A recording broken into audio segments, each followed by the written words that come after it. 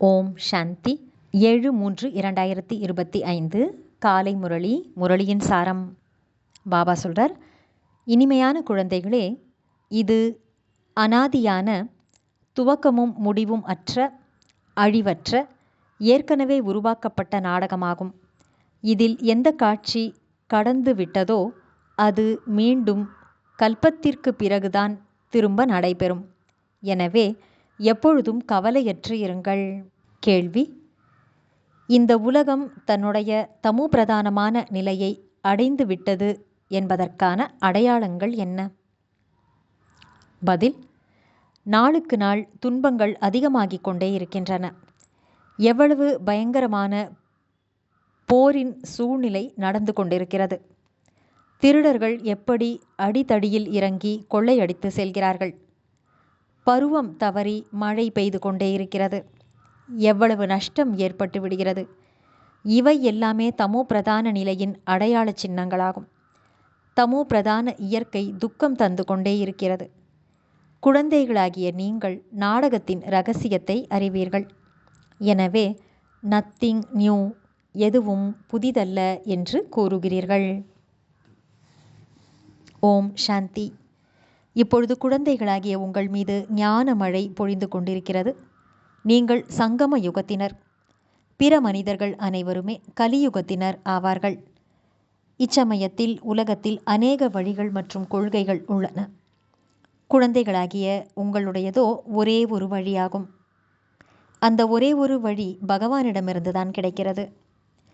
அவர்கள் பக்தி மார்க்கத்தில் செய்யும் ஜபம், தவம், தீர்த்த யாத்திரை ஆகிய அனைத்தையும் பகவானை அடைவதற்கான வழிகள் என்று நினைக்கிறார்கள்.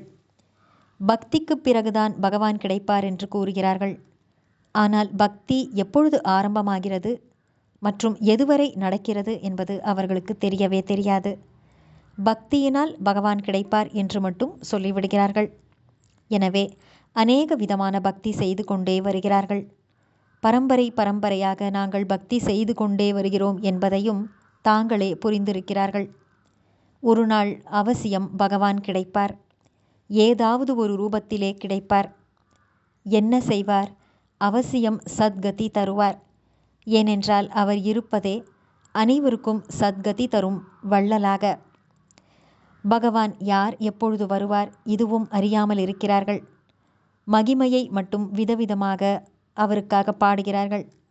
பகவான் பதீத பாவனர் ஆவார், ஞான கடலாவார் என்று கூறுகிறார்கள். ஞானத்தினால்தான் சத்கதி ஏற்படுகிறது. பகவான் நிராகாரமானவர், சரீரம் இல்லாதவர் என்பதையும் அறிவார்கள். எப்படி ஆத்மாக்கள் நாம் கூட நிராகாரமானவர்கள், பிறகு சரீரத்தை எடுக்கின்றோம். ஆத்மாக்களாகிய நாம் கூட தந்தையுடன் கூட பரந்தாமத்தில் வசிப்பவர்களாவோம். நாம் இந்த உலகில் வசிப்பவர்கள் அல்ல. எங்கு வசிப்பவர்கள் ஆவோம் என்பதை கூட சரியான முறையில் யாரும் கூறுவதில்லை. ஒரு சிலரோ நாங்கள் சொர்க்கத்திற்கு சென்று விடுவோம் என்று நினைக்கிறார்கள். இப்பொழுது நேராக யாருமே சொர்க்கத்திற்கு செல்வதில்லை. ஒரு சிலர் ஜோதியுடன் ஜோதியாக கலந்து விடுவோம் என்று கூறுகிறார்கள். இதுவும் தவறானதாகும். ஆத்மாவை அழியக்கூடியதாக ஆக்கிவிடுகிறார்கள். மோட்சமும் கூட ஏற்பட முடியாது. ஏற்கனவே நிர்ணயிக்கப்பட்ட என்று கூறுகிறார்கள். இந்த சக்கரம் சுற்றி கொண்டே இருக்கிறது. சரித்திர பூகோளம் திரும்பவும் நடைபெறுகிறது. ஆனால் சக்கரம் எப்படி சுற்றுகிறது என்பதை அறியாமல் இருக்கிறார்கள். இறைவனை பற்றியும் அறியாமல் உள்ளார்கள். பக்தி மார்க்கத்தில் எவ்வளவு அலைகின்றார்கள். பகவான் யார் என்பதை இப்போது நீங்கள் அறிவீர்கள். அவரை ஃபாதர், தந்தை என்றும் கூறுகிறார்கள். எனவே புத்தியில் தெரிந்து கொள்ள வேண்டும் அல்லவா? லௌகிக தந்தையோ இருக்கின்றார். பிறகும் நாம் அவரை நினைவு செய்கிறோம் என்றால் 2 தந்தையர் ஆகிறார்கள். லௌகிக தந்தை மற்றும் பரலௌகிக தந்தை. அந்த பரலௌகிக தந்தையை சந்திப்பதற்காக இவ்வளவு பக்தி செய்கிறார்கள். அவர் பரலோகத்தில் இருக்கின்றார். நிராகாரமான உலகம் என்பதும் கூட அவசியம் இருக்கிறது. நல்லது. தாரணைக்கான முக்கியமான சாரம். 1. நாம் இறைவனின் குழந்தைகள் ஆவோம். ஒருவருக்கொருவர் நாம் மிகவும் அன்பானவர்களாகி இருக்க வேண்டும். தங்களுக்குள் ஒருபோதும் உப்பு தண்ணீர் போல கசந்திருக்கக்கூடாது. முதலில் தங்களை திருத்திக் கொள்ள வேண்டும். பிறகு மற்றவர்களை திருத்துவதற்காக அறிவுரை தர வேண்டும். 2வது, எப்படி தந்தையிடம் தூய்மை, சுகம், அன்பு ஆகிய அனைத்து குணங்களும் உள்ளதோ அதேபோல தந்தைக்கு சமமாக ஆக வேண்டும். சத்குருவிற்கு அவப்பெயரை நிந்திப்பவராக ஆகும் வகையில் எந்த செயலையும் செய்துவிடக்கூடாது. தனது நடத்தையின் மூலம் தந்தையின் பெயரை புகழடையச் செய்ய வேண்டும்.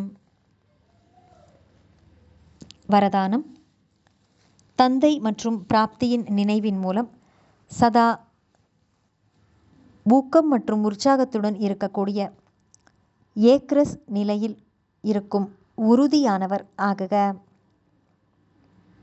தந்தை மற்றும் பிராப்தியின் நினைவின் மூலம் சதா ஊக்கம் உற்சாகத்துடன் இருக்கக்கூடிய ஏக்ரஸ் நிலையில் உள்ள, அதாவது ஒரே சீரான நிலையில் உள்ள உறுதியானவர் ஆகுக. விளக்கம்: பிறப்பு எடுத்ததுமே தந்தையின் மூலம் என்னென்ன பிராப்திகள் கிடைத்திருக்கிறதோ அந்த பட்டியலை சதா தங்கள் முன்னால் வைத்துக் கொள்ளுங்கள். பிராப்திகள் உறுதியானவை, நிலையானவை எனும்போது தைரியம் மற்றும் ஆர்வமும் உறுதியானதாக இருக்க வேண்டும். உறுதியானதற்கு பதிலாக மனம் சில நேரம் சஞ்சலப்படுகிறது என்றால், அல்லது ஸ்திதி சஞ்சலத்தில் வந்து விடுகிறது என்றால், அதற்கு காரணம் தந்தை மற்றும் பிராப்தியை சதா தன் முன்னால் வைத்து கொள்ளவில்லை. அனைத்து பிராப்திகளின் அனுபவம் சதா தங்கள் முன்னால் அல்லது தங்கள் நினைவில் இருந்தால் பிறகு அனைத்து விதமான தடைகளும் அழிந்து போய்விடும். சதா புதிய உற்சாகம் மற்றும் புதிய ஆர்வத்துடன் நீங்கள் இருப்பீர்கள். ஸ்திதியும் ஏக்ரஸாக, ஒரே சீரானதாக இருக்கும். ஸ்லோகன்: எந்த விதமான சேவையிலேயும் சதா திருப்தியாக இருப்பதுதான் நல்ல மதிப்பெண் பெறுவதாகும். நல்லது. இனிமையிலும் இனிமையான, வெகு காலம் கழித்து காணாமல் போய் மீண்டும் தேடி கண்டெடுக்கப்பட்டுள்ள செல்லமான குழந்தைகளுக்கு தாயும் தந்தையுமான பாப்தாதாவின் அன்பான நினைவுகள் மற்றும் காலை வணக்கம். ஆன்மீக குழந்தைகளுக்கு ஆன்மீக தந்தையின் நமஸ்காரம். ஆன்மீக தந்தைக்கு ஆன்மீக குழந்தைகளின் நமஸ்காரம். அவ்யக்த சமிக்ஞை: சத்தியம் மற்றும் பண்பாடு என்ற நாகரிகத்தை தனக்குள் தாரணை செய்யுங்கள். பிராமண குழந்தைகளாகிய நீங்கள் மிக மிக ராயலானவர்கள்.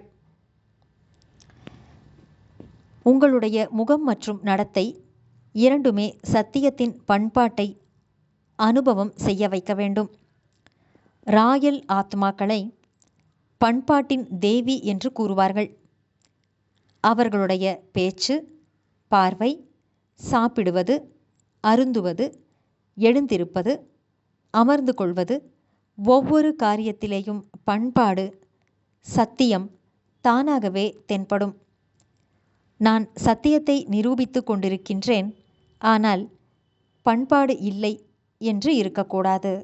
இது சரியல்ல. நல்லது. ஓம் சாந்தி.